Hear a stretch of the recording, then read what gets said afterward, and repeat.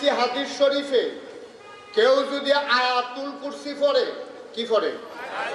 আয়াতুল কুরসি পড়ে, মানুষটা মারা যাইতে দেরি তে জান্নাত যাইতে দেরি নাই, মরে না দেখাতে জান্নাত যায় না। এখন আপনি মনে করছেন নামাজের ব্যাপারে যত শক্ত কথা পাইছি না, আয়াতুল কুরসির ব্যাপারে যেটা পাইছি, তাইলে আমি 5 ওয়াক্ত নামাজ ছাইড়া দিয়া খালি আয়াতুল কুরসি পড়াম, তাইলে তো আমি জান্নাতে চলে যাব না। আব্বা, আপনি আগের অংশটা পড়ছেন না। ফরজ নামাজ পইরা কেউ যদি আয়াতুল কুরসি পড়ে, মানুষটা মারা যাইতে দেরি, তার কবর জান্নাত হইতে দেরি হবে না। আপনি আগেরটা পড়ছেন না, লাস্টে দিয়া পড়ছেন আয়াতুল কুরসি পড়লে কবর লগে লগে জান্নাত হয়ে যাবো গা। নামাজ পড়লে না আয়াতুল কুরসি, তাহলে হুদুদি বইয়ে বইয়ে আয়াতুল কুরসি পড়তেছে, জিকির করলে সওয়াব বেশি। এটা কি নামাজ পড়া না সাইরা? নামাজ পড়, নামাজ রে পড়া না আপনি জিকির করবেন, নামাজ পড়ে ওজিফা আদায় করবেন, নামাজ পড়ে আপনি নফল নামাজ পড়বেন, নামাজ পড়ে নফল রোজা রাখবেন। ঈমান আনার পরে 1 নাম্বার কাজ হলো আপনার নামাজ আদায় করা। 5 ওয়াক্ত ফরজ, এটা ফরজ করছে আল্লাহ। কি আল্লাহ কে ফরজ করছে? এটা আল্লাহর হক। আপনি নামাজ না পড়লে আমি আপনাকে আসামি বানাইতে পারতাম না। কেউ নামাজ যে পড়লেন না 50 টাকা দেন, এই কথা আমি কইতাম পারতাম না। এটা নামাজ হইলো আল্লাহর হক, সুবহানাল্লাহ কইতেন না? এইটা আপনি আদায় করতে হইল।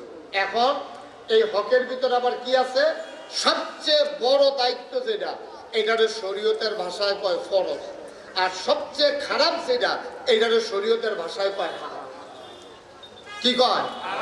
যেমন সুদ খাওয়ান হালাল না হারাম? ঘুষ খাওয়ান হালাল না হারাম? মদ খাওয়ান হালাল না হারাম? এটি হইল হারাম। নাউজুবিল্লাহ বলবেন না? এটি হইল হারাম। এখন এই হারাম যেটা, এটারে ছাড়তে হইব, আর যেটা ফরজ এটা ধরতে হইব। ফরজ ঠিক রাখা, এরপর হইল নফল ইবাদত, তসবিহ পড়ো, জিকির আজকার করো, তারপরে নানান কাজ করো, সামাজিক কাজ করো, উন্নয়নমূলক কাজ করো, এটি হইল নফল। আর মূল কাজ আপনার হলো নামাজ, হইল আপনার উপরে ফরজ। এখন আপনি যদি কোন যে হুজুর তৈলে যে এত নামাজ পড়লাম, এই নফল নামাজ, এদিকে আমার সবজি বাদ গেল নাকি? না, সবজি আছে, কিন্তু ফরজ নামাজ যদি না থাকে তাহলে নফল নামাজের কোনো দাম নাই। আমি মনে করেন কইলাম ভাই ফাগড়ি বান্ধব সুন্নত, কি কইছি? কথা কয় না, ফাগড়ি বান্ধা কি? তখন আপনি চিন্তা করলেন, আরে জীবনে তার ফাগড়ি বান্ধলাম না।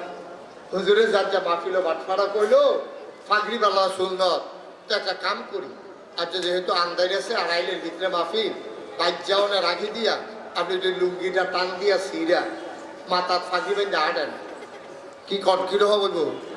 তোমার কথা হইব? এটা ফরজ ঠিক রাখা ফাঁকরি বন্ধন শুনবে। আপনি সুন্দর লুঙ্গি নাই, ফাঁকরি বেঁধে আটতে আছে, তো তারা কি বানা করবো না পাগল করবো? পাগল। আপনারা দাওয়াত দিয়া খাওয়াই তো নিয়া গরুর গোস্ত, মুরগার মাংস, তারপরে মাছ, এরপরে লগে লেবুটা সালাদটা দিলে এটা সুন্দর হয়। তখন ভাতও দিল না, মনে করে মাছও দিল না, গুস্তও দিল না, দিছে আপনার সালাদ, কাঁচামরিচ, পেঁয়াজ। তো কি ঠান্ডা গেলে তুমি ভাত না দিয়ে খাই কেমনে? মজা ধরি। ভাতের সাথে সালাদের দাম আছে, ফরজের সাথে নফলের দাম আছে। ফরজ যদি না থাকে নফলের কোনো দাম নাই। তাইলে 1 নাম্বার সবচেয়ে বড় ফরজ হইল 5 ওয়াক্ত নামাজ, ঠিক কিনা? এটা যেন না ছুটে, এটা অন্তত খেয়াল রাখছেন। নফল নামাজ ছুটলে আল্লাহর কাছে মাপ পাইবেন, কিন্তু ফরজ নামাজ ছুটলে কিয়ামতের মতন মুখ দেখাইতে পারতেন,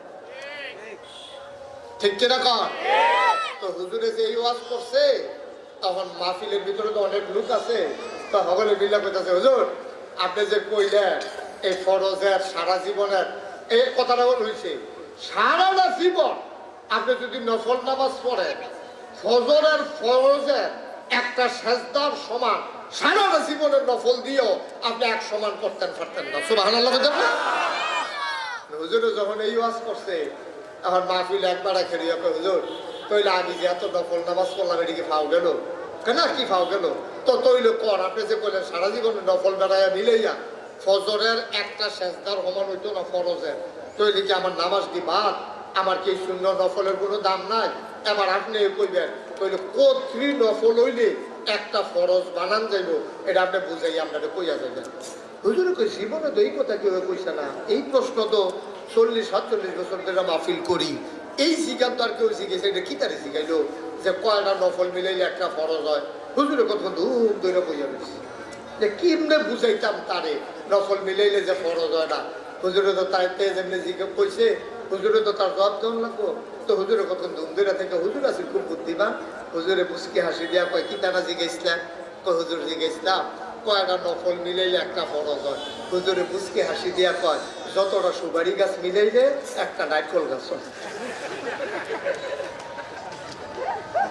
আচ্ছা 1 কোটি সুপারি গাছ মিলাই একটা নারকেল গাছ বানান যাবো নি? কথা কেন বানান যাবো নি? 1 কোটি সুপারি গাছ মিলাইলে যেমন একটা নারিকেল গাছ বানানো যাবে না, সারা জীবনের নফল মিলাইলে একটা ফরজ বানানো যাবে না, যাবে না, যাবে না, ঠিক কিনা? তাইলে আল্লাহর হক হইল কয়টা কইলাম ঈমান আনার পরে? 1 নম্বরে নামাজ, 2 নম্বরে রোজা, 3 নম্বরে হজ, 4 নম্বরে যাকাত। নামাজ আর রোজা গরিব হোক ধনী হোক, ছোট হোক বড় হোক, পুরুষ হোক মহিলা হোক, এই নামাজ আর রোজা সবার জন্য। হজ টাকাওয়ালা মানুষের জন্য। ওয়ালিল্লাহি আলান নাসি হিজ্জুল বাইতি মান ইসতাতা ইলাইহি সাবিলা। হজ হলো তার জন্য যার সামর্থ্য আছে। আর 4 নম্বরে হলো যাকাত। যাকাতও তার জন্য যার নেশাব পরিমাণ মাল আছে। রিক্সাওয়ালার লেগে যাকাত ফরজ না, ভিক্ষা করুন না বেডির লেগে যাকাত ফরজ না। তাইলে আমরা জান্নাতে যাইতে চাই, কথা কথা জান্নাতে যেতে চাই। তাহলে 1 নম্বরে আল্লাহর হকটি, আল্লাহর দায়িত্বটি সঠিকভাবে পালন করার লাগবে। 2 নম্বর হলো নিজের দায়িত্ব।